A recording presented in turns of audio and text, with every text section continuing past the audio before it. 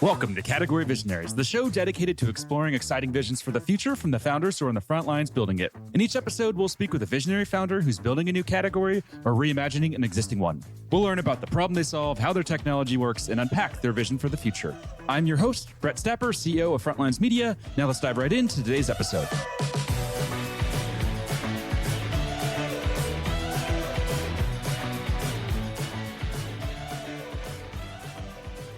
Hey everyone, and welcome back to Category Visionaries. Today we're speaking with Jan Willem Rombouts, CEO and founder of Beebop AI, a power grid orchestration platform that's raised $5.5 million in funding. JW, what's up, man? Hey, thanks for having me. Everything's going well here. How are you? Nice. I'm doing well, and I'm super excited. Let's start with actually how to say your name. I'm sure I butchered it there in the intro. So just for the record, how do we properly say your first name and your last name?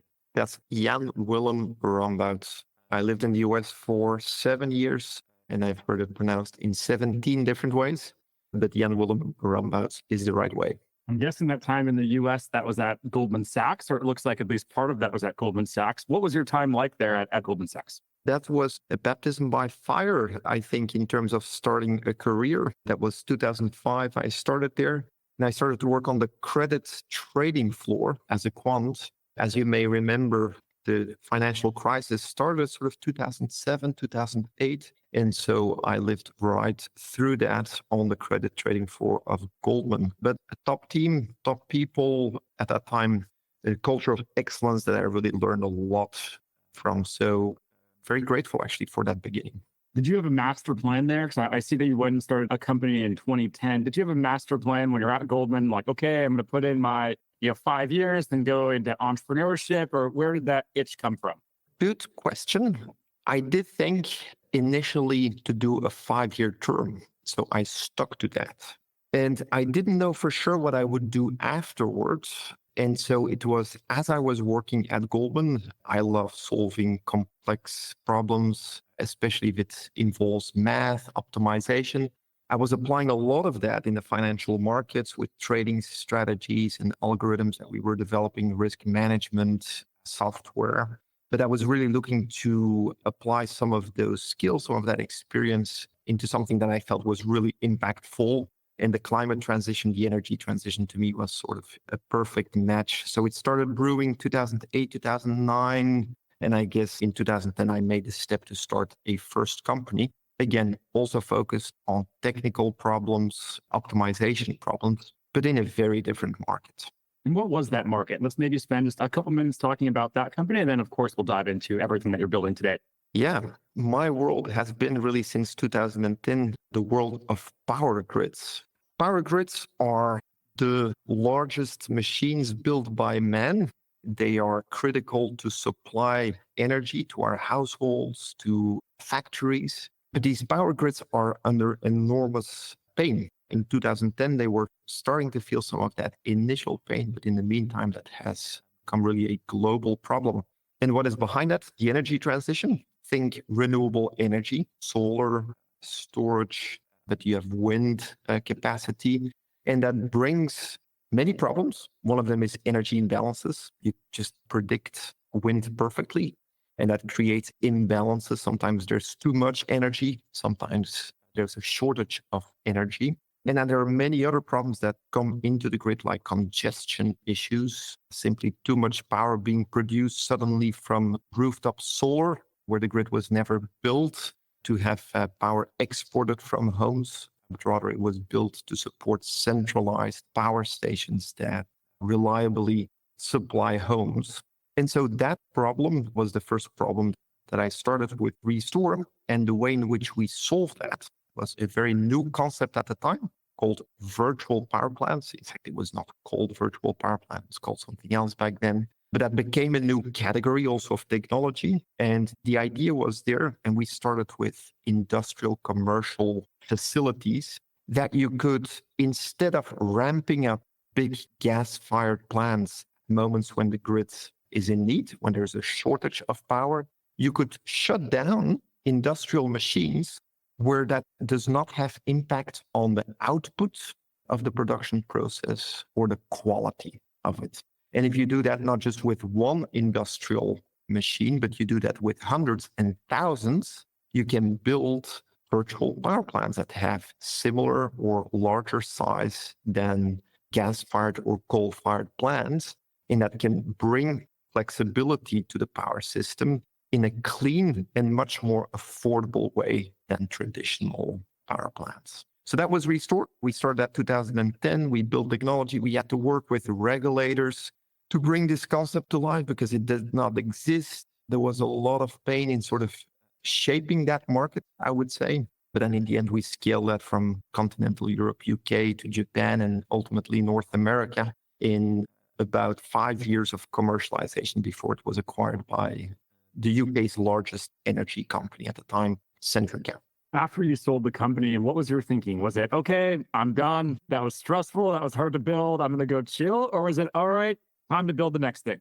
Well, that was interesting, Brett, because I stayed 2 years. And so in total, I had spent 10 years entrepreneuring, starting up that company, building with all of the pain and challenges that come from it after a 5-year introduction at Goldman. And then when I stopped, that was the very month that COVID started. And so the world came to a halt in every dimension. And I've heard somebody say once, how is that phase called after an exit?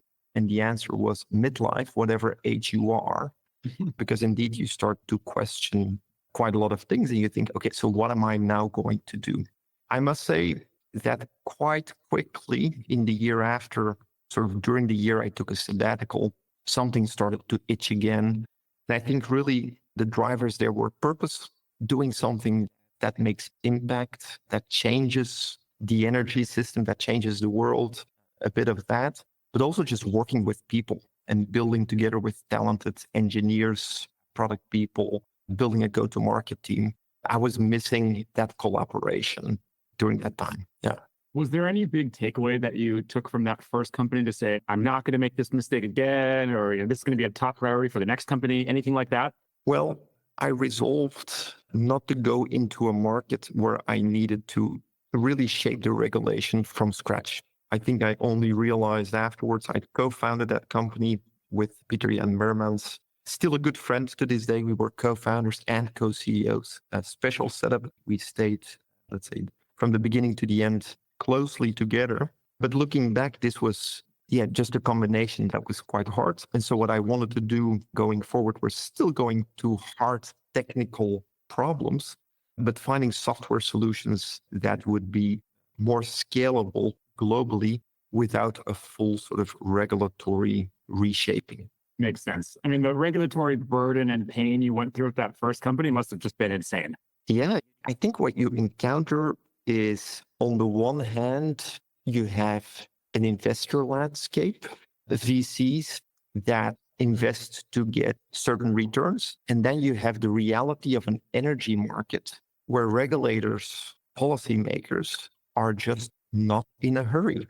And it's a completely different pace. And if you want to bring some of that startup pace into the energy transition at the policy level, that's just painful. Now, to be clear, we reap the benefits of that. There were a couple of markets where essentially we had a lock on the market initially because we had helped design markets. We were the first. We had been thinking about how these systems should operate. And that brought us great first mover advantage. So there were advantages of that, but that's working with these two different velocities is quite something. Yeah. Yeah, I can definitely imagine. Now let's switch gears a bit and let's talk about everything that you're building today. So let's maybe start off, give us the technical summary of what you're doing, and then we'll do a more simplified version for the grandmas listening in. Right. So technically speaking, what we do is power orchestration. And that means that we control customer assets. And now you need to think electric vehicles, solar PV, so rooftop PV, and storage, AC, heat pumps, these types of devices. We control their power so that power is consumed when it is abundantly available. And that means a lot of progressive markets when there is abundant renewable energy produced. And when the grid is able to supply that power to homes. And that means essentially that the power grid is not congested or constrained, but it is easy to get that power from these wind farms or other generation sources to homes. And so what our platform does technically is connect to these devices, it's connectivity, and then it aggregates these devices at various levels into virtual power plants that can be used by traders. Oftentimes, those are traders of utilities, of retailers, or independent traders who can trade these virtual power plants in the market as if they are trading closed cycle gas turbines or large utility scale batteries. That is what our platform does. That's the technical side, at least. This show is brought to you by Frontlines Media, a podcast production studio that helps B2B founders launch, manage, and grow their own podcast. Now, if you're a founder, you may be thinking, I don't have time to host a podcast. I've got a company to build. Well, that's exactly what we built our service to do. You show up and host, and we handle literally everything else. To set up a call to discuss launching your own podcast, visit frontlines.io/podcast. Now, back to today's episode. Let's imagine you sit on a plane and there's an old woman there, grandma, 80 years old, and she says, so what do you do for work? How would you explain that in very, very simple terms? Yeah, what I would say to her is that we build a solution that ultimately lowers energy bills for power consumers. And we do that by shifting power consumption to the moments that energy is cheap. And when that energy is cheap, that's typically when there's a lot of energy production and when the grid can deliver it. That means very much in practice that if you have an electric vehicle and you're charging that overnight, you really don't care exactly when that electric vehicle is charged. You just want it to be ready to go in the morning. But there's a lot of value actually choosing when you charge an electric vehicle. And that's what we do. We simply make sure that you're using energy when it is cheap, and that can create cost savings of tens of percentage points on a typical energy bill. Diving in a bit more to the go-to-market side. So you have this idea. How long until you have something that you can start selling, and how long until you're generating revenue? Yes. So we had a fantastic beginning of the company in that also because we had a track record as pioneers in this market, and we were able to develop technology that even as of 2022, it was at least by Navigant Guidehouse as the leading technology in the world on VPP software, the virtual power plant software. We were able to step to a few large suppliers, utilities, and get their trust to help them build their virtual power plant. And so that means that we had customers almost from the start of just right when we started the companies that we're super grateful to, that trusted our team and paid us to set up this virtual power plant, and where we helped them set it up while we were building the platform. And so, of course, we were able to get a team together of the best people in the world to build this that we knew had done this at scale. And then the question is, when was the platform sort of ready to start replicating? For us, that was around 6 months later. My belief is that no other team in the world could do that in 6 months. But the team that we got together, that's of course me speaking as a proud co-founder and CEO, but that means that as of last year, that was really our first year in market. And by the middle of the year, we really started to replicate. And sort of in the second half of last year, we were able to, in the end, sign up half a dozen of the largest utilities in Europe and the UK. And we were able to sign partnerships with some of the leading OEMs, the manufacturers of some of these devices in homes that I spoke about earlier in that same period. I think in practically every industry that exists, it's hard to bring new technology to market, to get people to change. How are you doing this? How are you convincing people to change and embrace new technology like this? Yeah, first of all, for us, it's really focusing on the value. And so I love talking about technology, the value chain, why we are positioned in that value chain and technology stack, why that makes sense, and why the algorithms work really well. But ultimately, the first thing we do is talk to our initial customer segments in our go-to-market motion that we focus on are utilities, retailers, and installers of some of these devices. What we talk about is customer lifetime value. What we talk about is margin. What we talk about is churn and customer acquisition costs. And what's clear is that a lot of retailers, and let me just talk about retailers of energy. and so the suppliers of electricity to your home. They have lived in a commodity market for a long time. They were just selling the electricity that was generated by coal plants or gas-fired plants. And it's hard to differentiate with that offering. And so as markets became liberal in Europe, UK, they led the way there. Think about the Texan market in the US as an example for that. Competition became quite fierce in a highly commoditized market. And what you see is that customers find it very easy to switch suppliers for their power. Because what's the difference really between an electron from retailer 1 versus retailer 2? And so creating new products that have stickiness, that have higher margin, that create happy customers, and that because of their attractiveness have a lower customer acquisition cost. That's really how we come in on the retailer side.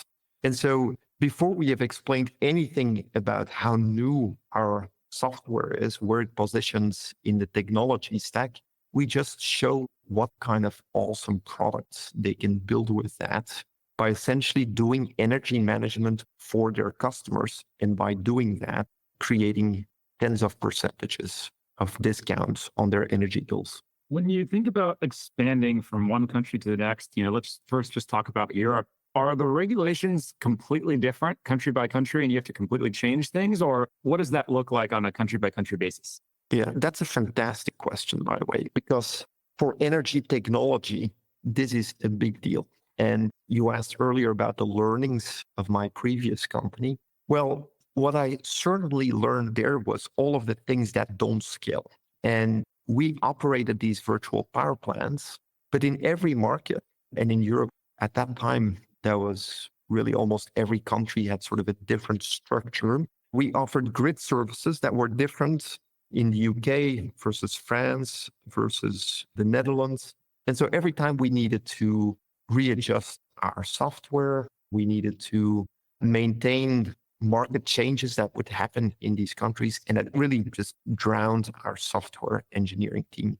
And so what we did this time with Beebop, and that was really based on those learnings, is we chose markets that have a universal footprint. And so that look essentially the same, whether you're in the UK or you're in Texas or you're in Germany or you're in Sweden. In our world, that means that we're focused on day ahead intraday markets. Those are also very liquid, very deep markets. And the virtual power plants that we're creating, so that our software layer really as a middleware can operate in day ahead and intraday sort of real-time markets wherever you are in the world. And that in a way avoids exactly the issue that you said, which is an Achilles heel to a lot of energy software, energy technology companies, that you do need to adjust to the regulation country per country. Having said that, there are still differences. I tend to say that the US is a more balkanized country than Europe in the energy landscape. There's more vertical integration there, where in Europe and in the UK, grid operators are very separate from suppliers at the distribution level. In the US, that is not the case. There are a lot of things that are sort of different state by state, but we have chosen to go after the types of virtual power plants that can be used essentially anywhere in the world. What about the marketing strategy? When it comes to marketing, what's your general philosophy and approach? We are really product oriented. Ultimately, for me, still, it is about making our product so good, so useful, so high return on investment that these utilities and retailers become our ambassadors, speak to one another. And from the product side and how we've engineered our go-to-market motion, we have quite a few network effects that we build on that give us sort of an automated marketing motion, if you want. So it is a product-based philosophy for me, really creating the best possible product and being our customers really as the driving force behind the marketing. Having said that, we're still an in-person business. So if you look at the tactics of what we're doing now, these years, it's a lot of trade shows, events, it's meeting people in person, understanding exactly the personas that we want to target, and then at these trade shows, have them experience something of our product and our solution that triggers them to then enter our sales funnel. And I must say, that seems like a very practical thing, trade shows. One of the better decisions I've had was to look for a marketing advisor this time around because it is so important. We were able to, and it was really over LinkedIn, I reached out to Alex Rosen, the former chief marketing officer of Datadog. And he responded. I met up with him in New York. He got super excited about our solution, about our platform, and he's become an advisor. And one of the things that I've learned from him is how to run a trade show, how you can bring process, structure, discipline in trade shows so that you almost mechanically can measure from the people you will speak to the sales qualified leads, how you can design outputs from these kinds of events. This show is brought to you by the Global Talent Co., a marketing leader's best friend in these times of budget cuts and efficient growth. We help marketing leaders find, hire, vet, and manage amazing marketing talent for 50 to 70% less than their US and European counterparts. To book a free consultation, visit globaltalent.co. What else in terms of that trade show playbook have you learned? Because I know a lot of founders listening in, they spend a lot of money on trade shows and it's not always easy to see an ROI from that. Any other big learnings? Yeah, so the big learning for me was to be super intentional. If you go to a trade show, be super clear about exactly how many marketing qualified, how many sales qualified leads you want out of it, and then engineer a team with different roles and responsibilities. And I'm not going to sort of spill the beans on Alex's Datadog playbook here, but essentially where you are very clear about the roles of people who get people to the booth, people who do the demo, people who schedule the meetings afterwards, and to be extremely intentional, prepared for that. And I can just tell you, we did it for the first time in Milan at Enlit, one of the biggest energy trade shows in Europe last year. Alex flew over and he was sort of coaching me. You have to imagine me as a CEO being a greeter there and trying to get people to our booth. And Alex would come over and say, yeah, well, you're doing this just wrong. You need to make this shape of L, not that shape of L, because that will actually create bigger flow to your booth. And so these details and high intentionality. And I can tell you at some points we were running around the show and Alex was just saying, look at all of these booths and look at Beebop. And it was just a long line of people queuing up to see the demo, a lot of engagement around our relatively tiny booth. All around there, you saw people sort of sitting, watching their smartphone, hoping that somebody would come by. And that made me realize at my first company that we never really did that properly. So yeah, that's what I can share. What about go-to-market lessons? So it sounds like there's been some huge value there and some big decisions there on the event strategy. If you think about your entire go-to-market so far, what was the most important decision that you've made? Yeah, one strategic decision that made all of the difference and continues to make all of the difference for us right now is a flywheel that we really engineered in our go-to-market motion. And it's as follows. So you have these utilities, we sell to them, retailers, utilities, and they say, great, I want to bring these new products to my customers. I want to manage their energy. I want to get all of that customer lifetime value, lower customer acquisition costs. Let's get started. The next thing that you then should ask is, yeah, but what manufacturers will we connect to? Will we connect to Tesla batteries? Will we connect to EV chargers of brand A or B? Will we connect to these types of heat pump manufacturers? And so what we designed was that we would first contract these utilities, and then our anticipation was that they would be able to engage with these OEMs, with these manufacturers more easily to essentially invite them to integrate with our platform. And so that means that suddenly you get global manufacturers who are asked by leading utilities to integrate with Beebop. Now, that's really cool because, first of all, that would be really hard to do for us. as a small, tiny startup to go to these big manufacturers and ask to integrate on our platform. But the whole point of this strategy is as that happens, you then go to the next utility and you say, hey, I have these 5 OEMs already integrated with my platform. And so you have a utility to OEM flywheel that starts there. And what's interesting is that we then see those OEMs say, hey, I see the value that you're creating now, where customers of my product are getting energy discounts from their retailers because of Beebop. Hey, I know a couple of other utilities that we work with. Why don't I introduce you? And you get there somewhat of a network effect, or at least a channel effect. So the utility OEM sort of interplay to us was critical. And a second bit that I would say was a land and expand strategy. So Brent, selling to utilities, to many VCs, that is the end of a conversation when you say that that's core to your business model. But that is to say, those are typically long and complex sales cycles. That's been a bit my life. But how do you engineer a sales motion that breaks through that long and complex sales cycle? What we did was to engineer a land and expand strategy. And that means very simply that our initial proposition is very low cost and very high value. And essentially, we show these utilities a lot of insights around their customer flexibility.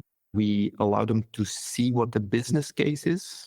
We allow them to align internally between teams to create somewhat of a solid launching pad on which we can then expand and go to actual operationalization. And that then typically sort of pilot to MVP still motion. Those two things, so the utility and OEM flywheel on the one hand, to think carefully around network effects, flywheels. Secondly, land and expand motion to break through long and complex sales cycles. Those have been good choices so far. What about the category? I know you touched on this earlier with your first company, but to go back to this category, is it power grid orchestration, or what do you call the category today? This power grid orchestration. Yes, a new middleware layer in the power system. You have to think back to these early days, 2010, and these early years when we were building virtual power plants by connecting to customer devices, by aggregating those customers' machines or the flexibility of their assets, and then to trade these virtual power plants in the market. Initially, that was vertically integrated. At Restore, we did all of that at the same time. But now over the past decade, what you've seen is that the connectivity layer of the value chain has really matured. It means a lot of these manufacturers have built connectivity platforms. There are even aggregation platforms just for connectivity like eNode and others. And also upstream, as we say it in the trading segment, there's a whole, quite a mature market of algorithmic, automated flexibility traders. And so for Beebop, the positioning was then to sit right in the middle, the orchestration of all of these small assets, which is actually really complex to do, but really high value, to make a bridge between the connectivity layer and the trading layer. Traders can trade as if they're trading a big gas-fired plant or a big battery in the market, and where the customer just experiences energy management in the way that they've always experienced it, as a background process that helps them reduce their energy bills. And so that's the new category. I think going into companies, that requires a bit of education that sometimes leads to somewhat awkward questions like, yeah, but why do we need this layer in between? How does this fit in the ecosystem? This is new. So what are you then, A, B, or C, and you're none of it? But what we do there is the same as I was talking about earlier. We just focus on the value and we say, okay, let us just show you what happens if you continue to operate like you do today. And then let us show what happens when you plug in Beebop and what that means in terms of your customer lifetime value, all of these core metrics for retailers and utilities that we talk. I have to give you credit for the name. It's an outstanding name. I feel like it's hard to forget it. That's great to hear. That's the first time somebody has told me that, and that makes my day, Brett. Appreciate it. No problem. Now, final question for you. Let's zoom out 3, 5, we can even go 10 years into the future. What's the big picture vision here, and what are you really excited about? Yeah. For that, Brett, I'm going to make the analogy with the cloud computing space.